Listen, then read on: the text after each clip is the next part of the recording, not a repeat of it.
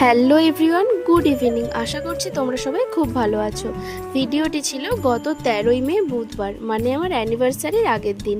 ওই দিন নীল বাড়িতে ছিল, ও বললো একটু চা করতে, তো দুজনের জন্য 2 কাপ চা করে আমরা বেরিয়ে পড়লাম বাজারে, কারণ আমার কিছু কেনাকাটা করার ছিল। তো প্রথমেই আমরা চলে গেছিলাম একটা জুতোর দোকানে। আমার একটা জুতো নেওয়ার ছিল, তাই ওটাই দেখছিলাম।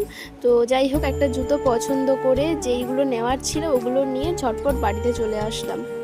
বাড়ি আসতে অনেকটাই লেট হয়ে গেছিলো, প্রায় 7:30 8টা নাগাদ। যেহেতু আমার অ্যানিভার্সারিটা বৃহস্পতিবার পড়েছে, তাই ওই দিন তো আর ডিম মাংসটা করি না, এই জন্য ভাবলাম তার আগের দিন রাত্রেই বানিয়ে ফেলি। যেহেতু রাত্রেই কেক কাটিংয়ের একটা ছোটোখাটো ব্যবস্থা করেছিলাম, তাই বানিয়েছিলাম মিক্সড ফ্রাইড রাইস আর চিকেন কষা। অলরেডি অনেকটা দেরি হয়ে গেছিলো, তাড়াহুড়ো চক্কর করতে গিয়ে আমার হাতটাই মাঝখান থেকে ঠোসা পড়ে গেছিলো। রান্নার ক্ষেত্রে তো এসব ছোটোখাটো অ্যাক্সিডেন্ট লেগেই থাকবে, আমার এর আগে অনেকবার হয়েছে। যত সাবধানতা অবলম্বন করে কাজ করি না কেন, একটা না একটা কিছু হবেই। যাই হোক, তারপরে রান্নাটা শেষ করে ফেললাম।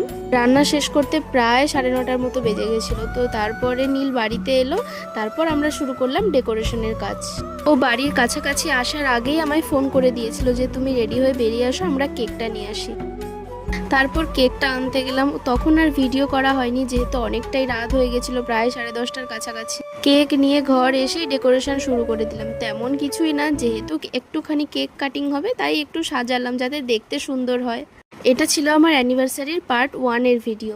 তো পার্ট 2 খুব তাড়াতাড়ি আসছে। তো তোমাদের ভিডিওটা কেমন লাগলো অবশ্যই জানাবে। পার্ট 2 দেখতে চাইলে আমাকে ফলো করো। ধন্যবাদ।